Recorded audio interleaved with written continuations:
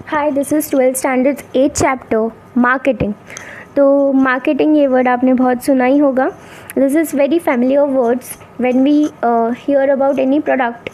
तो first word होगा marketing, कि इसका मार्केटिंग किया है कि नहीं, है ना।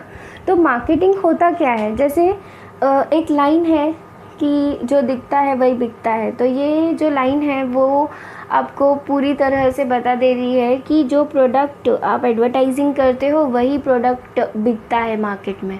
जैसे ऐसा नहीं होता कि वो प्रोडक्ट में पोटेंशियल नहीं है इसलिए वो एडवर्टाइजिंग कर रहे हैं, बट ऐसा है कि जब तक वो प्रोडक्ट के बारे में आप अवेयरनेस ही नहीं फैलाओगे, अभी आप कोई भी मेडिकल वे से हो या कोई और अवेयरनेस मतलब इन्फॉर्मेशन आप पहुंचाओगे ही नहीं, तो जब तक आप इन्फॉर्मेशन पहुंचाओगे नहीं तब तक उनको पता कैसे चलेगा कि ये चीज़ भी है मार्केट में, ऐसा भी कुछ बिक रहा है मार्केट में और कितने का है, क्या है ये प्रोडक्ट, क्वालिटी क्या है, ये प्रोडक्ट क्या करती है। तो इसलिए मार्केटिंग किया जाता है। मार्केटिंग जो है वो बहुत स्ट्रॉन्ग होनी चाहिए। एक अगर प्रोडक्ट को अगर अच्छे लेवल तक पहुंचाना है और एक कंपनी को अच्छे लेवल तक जाना है तो marketing plays an very crucial role in your product. Okay, why is it so? Because without marketing a product can't be reached to the consumers. There is a cutthroat competition in the market.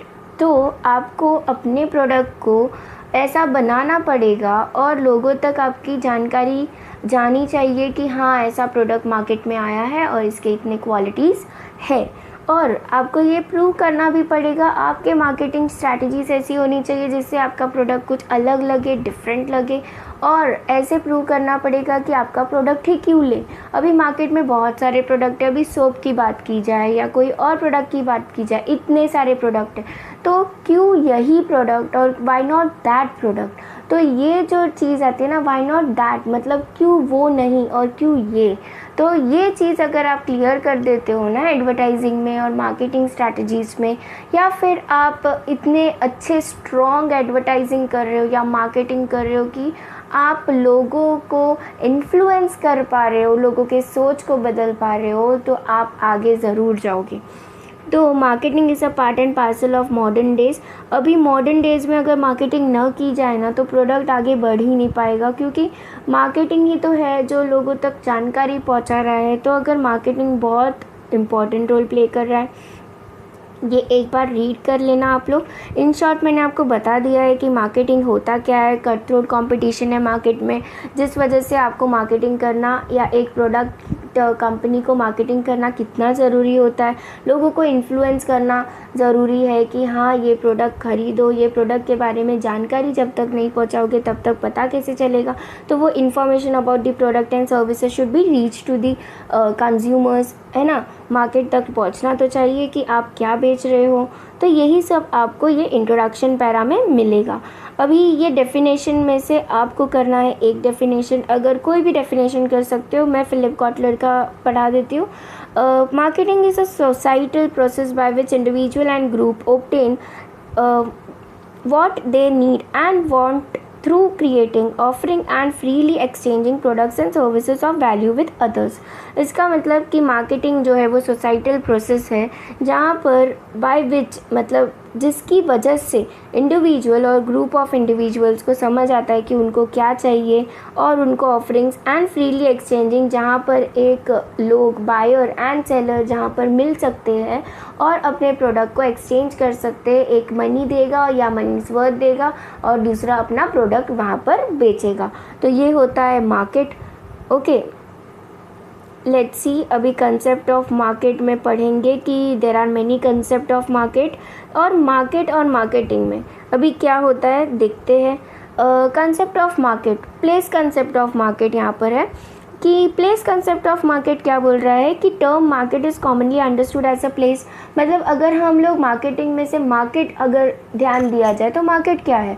Market एक place होता है, ठीक है, जहाँ पर buyers होते हैं, जहाँ पर सेलर्स होते हैं। सेलर्स जो है वो अपना प्रोडक्ट बेच रहे होते हैं और बायर्स जो है जिनको उनकी नेसेसिटी है, जिनको उनकी ज़रूरत है, वहाँ पर जाकर उनको ख़रीदना पड़ता है। तो एक इंडिविजुअल प्लेस है जहाँ पर हम जाते हैं और प्रोडक्ट को ख़रीदते हैं।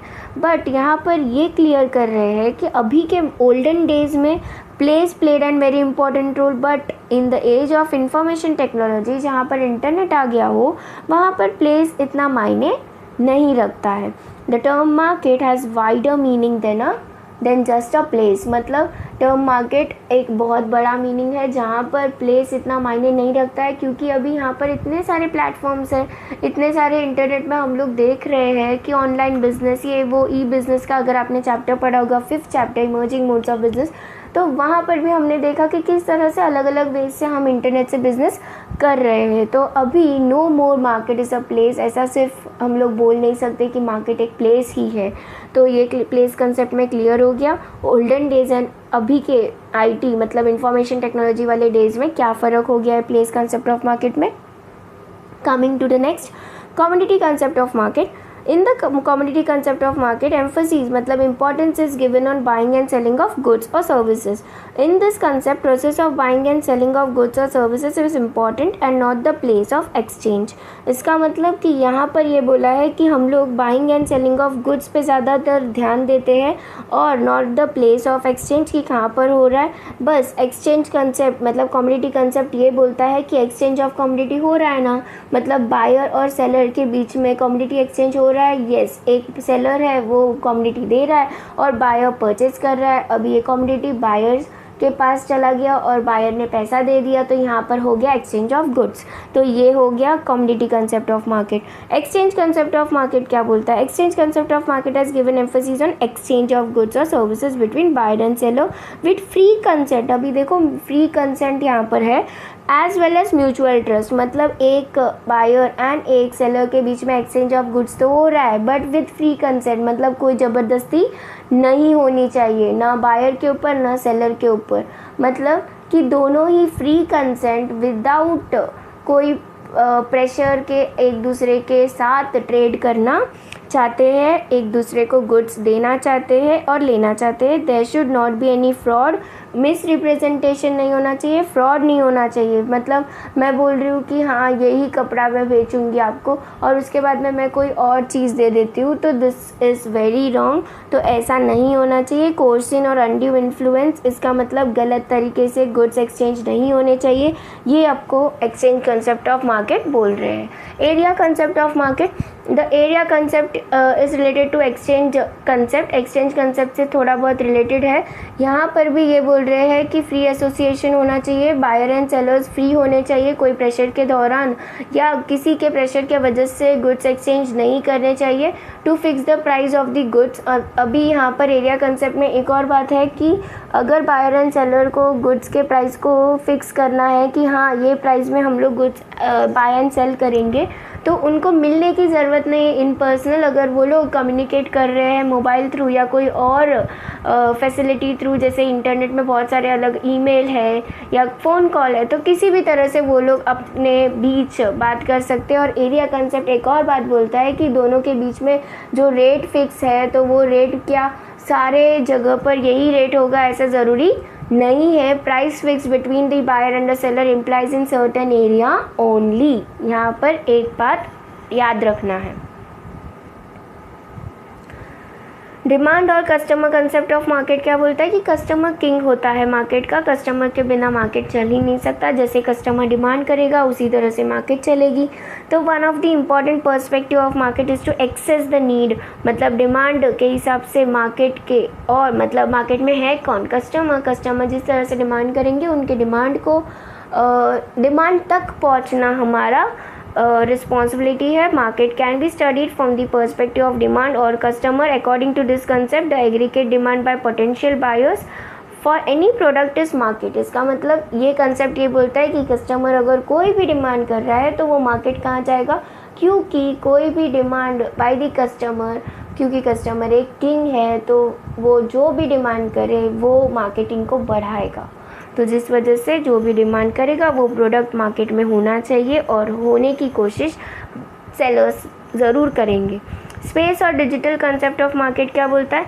इमर्जेंस ऑफ आईटी मतलब इंफॉर्मेशन टेक्नोलॉजी की वजह से एक नया कंसेप्ट आ गया है ई कॉमर्स. और ये अभी का नहीं है, बहुत पहले का है। ई कॉमर्स बहुत सालों से है, बट अभी जो है उसका बहुत इम्पोर्टेंस बढ़ रहा है क्योंकि करंट सिचुएशन में और इवन अभी जहाँ पर लोग इतने बिजी हो गए तो ई कॉमर्स को ज़्यादा इंपॉर्टेंस दे रहे हैं। जहाँ पर लोग हमको गुड्स पहुँचा कर जा रहे हैं, हमको जाना नहीं पड़ता है। It saves your time and even money for traveling from one place to another. You can order it anyhow, 24 service है। तो ये जो स्पेस और डिजिटल कंसेप्ट ऑफ मार्केट है वो ई कॉमर्स को बढ़ावा दे रहा है। Internet, computer, mobile, telephone service के थ्रू जो भी बिजनेस चल रहा है उसके बारे में ये बोल रहा है। Digital market can be defined as market which uses IT मतलब इंफॉर्मेशन टेक्नोलॉजी फॉर बाइंग। मतलब डिजिटल मार्केट इस तरह से बोला जा सकता है कि जो बिजनेस चल रहा है इंटरनेट के थ्रू, इंटरनेट के मदद के थ्रू उसको डिजिटल मार्केटिंग कहा गया है। अभी टाइप्स ऑफ मार्केट देखते हैं। टाइप्स ऑफ मार्केट में एरिया कवर्ड है, लोकल मार्केट होता है, नेशनल मार्केट होता है, इंटरनेशनल मार्केट होता है। अभी on the basis of area covered local market क्या है? The market for the commodities which are sold within local मतलब जोग्राफिकल लिमिट्स तक। इसका मतलब कि लोकेलिटी, एक लोकेलिटी तक सीमित है, एक शहर तक सीमित है, तो उसको बोलेंगे local market. National market with in the country, अगर आपके कमोडिटीज़ एक्सचेंज हो रहे हैं, आपके कमोडिटीज़ सेल हो रहे हैं तो वो होगा नेशनल मार्केट। इंटरनेशनल मार्केट में अगर कमोडिटीज़ का एक्सचेंज हो रहा है, आपके प्रोडक्ट्स का एक्सचेंज हो रहा है तो वो होगा इंटरनेशनल मार्केट। मतलब आउटसाइड दी प्रोडक्ट, अगर आपका प्रोडक्ट सोल्ड हो रहा है तो वो होगा आपका इंटरनेशनल मार्केट कि हाँ मेरा प्रोडक्ट डील कर रहा है इंटरनेशनल मार्केट में। On the basis of time, on the basis of time क्या है? Very short period of time. उसका नाम ही आपको बता रहा है कि ये जो मार्केट है वो बहुत शॉर्ट पीरियड ऑफ टाइम के लिए एग्जिस्टेंस में होगा। ये मार्केट होगा पेरिशेबल गुड्स के लिए। अभी व्हाट इज पेरिशेबल गुड्स? जैसे कि वेजिटेबल्स, फ्रूट्स जो बहुत दिन तक टिक नहीं सकते, थोड़े ही आवर्स या थोड़े ही दिन तक टिक सकते और फिर ख़राब हो जाते, तो ऐसे very short period of market होता है। शॉर्ट पीरियड ऑफ मार्केट क्या होता है? अभी शॉर्ट पीरियड ऑफ मार्केट होता है कि सेमी पेरिश्ड या तो बोलेंगे कि सेमी ड्यूरेबल गुड्स, और सेमी ड्यूरेबल गुड्स मतलब कि जो उससे ज़्यादा, मतलब बोल सकते हैं कि पेरिशेबल अगर 2 या 3 दिन, तो ये वीक तक एग्जिस्टेंस में होता है। अभी ये क्या होता है? अभी शॉर्ट पीरियड में अगर सोचा जाए तो कोई फेस्टिव सीज़न होगा, तो नवरात्रि है, फिर दिवाली है, तो ये लाइटिंग्स वाला, जो लाइटिंग्स बेचने वाले होते हैं, या फिर ये एग्जांपल दे रही हूँ, तो कोई भी वो इलेक्ट्रॉनिक जो थिंग्स होते हैं जो वो short span of period of time के लिए हमको चाहिए होती है, जैसे लैंटर्न लाइट्स होते हैं या लैंटर्न होते हैं। और नवरात्रि के टाइम पे जो गरबा खेलते हैं तो वो गरबा, या फिर वो डांडिया, तो ये सारी थिंग्स जो हम लोग यूज़ करते हैं very short period of time during that festive season, उसको बोलेंगे हम लोग शॉर्ट पीरियड मार्केट, जो थोड़े से समय तक ही सीमित है। क्योंकि उसका एग्जिस्टेंस वहीं तक है, क्योंकि उसके बाद हम लोग वो अगर प्रोडक्ट ही यूज़ नहीं कर रहे हैं हम लोग वो उसके बाद, तो हम लोग वो मार्केट में जाएंगे क्यों, और वो मार्केट एग्जिस्ट ही क्यों करेगा, राइट। और लॉन्ग पीरियड ऑफ मार्केट का मतलब होता है कि जो ज़्यादा दिन तक, जैसे कि अब इलेक्ट्रॉनिक थिंग्स हो या फिर कोई और चीज़ें जो ड्यूरेबल वस्तु बोलते हैं, ड्यूरेबल थिंग्स बोलते हैं। Third, on the basis of volume of transaction. What is volume of transaction? इसका मतलब कि अगर 2 चीज़ें होती है, वॉल्यूम का मतलब होता है कि कितने पैमाने में आप गुड्स को ला रहे हो, बाय कर रहे हो। होलसेल मार्केट होता है, होलसेल मार्केट का मतलब होता है कि लार्ज क्वांटिटी ऑफ गुड्स अगर आप बाय कर रहे हो, होलसेल मार्केट उसे कहा जाता है, जहाँ पर बल्कि क्वांटिटीज़ ऑफ गुड्स अगर बाय कर रहे हैं। अभी ये कौन होते हैं? ये होते हैं कि होलसेलर होता है, एक पर्सन होता है जो बल्क क्वांटिटी में परचेस करता है और रिटेलर को बेचता है। What is retailer now? Retail market होता है कि जहाँ पर retail market is a market where retailer sells goods, मतलब रिटेलर जो है वो सेल करता है। आप देख सकते हो कोई भी लोकेलिटी में आप शॉपकीपर्स को देखते हो रिटेलर बोलते हैं, तो वो छोटे पैमाने में बिजनेस करता है, तो वो होलसेलर के पास जाता है, होलसेलर से लेता है और फिर वो अपना गुड्स अपने दुकान में बेचता है। तो ये होगा रिटेल मार्केट जो हम जाते हैं। देखो हम जैसे कंज्यूमर्स जो है वो दुकान में जाके लेंगे, क्योंकि हम इतने बल्क क्वांटिटीज़ में परचेस नहीं करते, और परचेस करते हैं तो आप होलसेल मार्केट में भी जाकर ले सकते हो। ओके, तो retail market and wholesale market clear है। On the basis of importance. अभी प्राइमरी मार्केट होता है, secondary and terminal. Primary market होता है कि जो चीज़ जो होती है, जो गुड्स होती है, वो एग्रीकल्चरल प्रोडक्ट होती है जिसको प्रोसेसिंग नहीं किया जाता है, उसको बोलते हैं प्राइमरी मार्केट, फ्रूट्स, वेजिटेबल्स, ये सब। सेकेंडरी मार्केट होता है कि जिसको प्रोसेसिंग थोड़ा बहुत करना पड़ता है, सेमी बोलते हैं ना, सेमी प्रोसेस्ड या सेमी मैन्युफैक्चर। जैसे कि अभी यहाँ पर एग्जांपल दिया है कि yarn market, iron ore market, ठीक है। टर्मिनल मार्केट होता है कि market where goods are sold to ultimate consumers, तो जहाँ पर गुड्स हम लोग अल्टीमेट कंज्यूमर्स तक पहुँचाते हैं। टर्मिनल मार्केट का मतलब होता है कि समझो ना, सोप है, फिर कोई भी ऐसा प्रोडक्ट जो हम लोग जाते हैं और लेकर आ जाते हैं और वो पैक्ड होता है, जैसे कोई भी खाने का चीज़ हो। On the basis of nature of goods, commodity market and capital. Commodity market का मतलब होता है जो गुड्स मटेरियल प्रोड्यूस करते हैं, कंज्यूमर गुड्स हो या इंडस्ट्रियल, मतलब मैन्युफैक्चर्ड गुड्स भी हो सकता है और फाइनल प्रोडक्ट्स भी हो सकता है, उसको बोलते हैं कमोडिटी। और कैपिटल मार्केट क्या होता है? कैपिटल मार्केट होता है कि आप देख सकते हो फाइनेंशियल एसेट का भी मार्केट होता है, शेयर मार्केट होता है जहाँ पर शेयर का ट्रेडिंग चलता है। तो उसी तरह से फाइनेंशियल एसेट जहाँ पर हम लोग उसको कैपिटल मार्केट बोलते हैं। Okay, on the basis of regulation. Regulation के बेसिस में का मतलब होता है, रेगुलेटेड मार्केट का मतलब होता है कि एक ऐसा मार्केट जो रेगुलेटेड है। रेगुलेटेड का मतलब कि अंडर कंट्रोल है। जैसे शेयर मार्केट है तो स्टॉक एक्सचेंज है तो वो सेबी के कंट्रोल में, तो उसी तरह से बहुत सारे अलग अलग मार्केट है। फॉरेन एक्सचेंज मार्केट है, तो अलग अलग मार्केट है जिसके देख रेख होती है, जिसके ऊपर कोई है, हेड है, जो लोग देख रेख करते हैं कि हाँ ये मार्केट में क्या हो रहा है, क्या नहीं हो रहा है, गलत सही सब कुछ। अनरेगुलेटेड मतलब जहाँ पर कोई रेगुलेशंस नहीं है, फ्री मार्केट है, कोई भी बायर बाय कर सकते हैं, सेल कर सकते हैं, कुछ रेगुलेशंस नहीं है, टर्म्स एंड कंडीशंस नहीं है।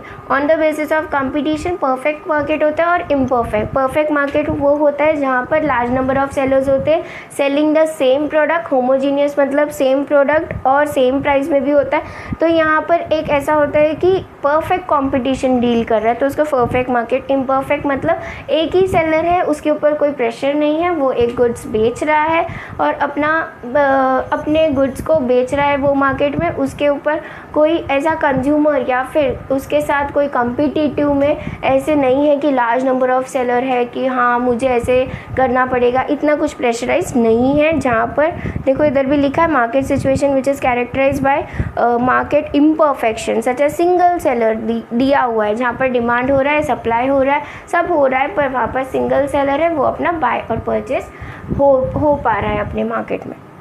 आई hope you have understood it. Now further we will talk about it in next video.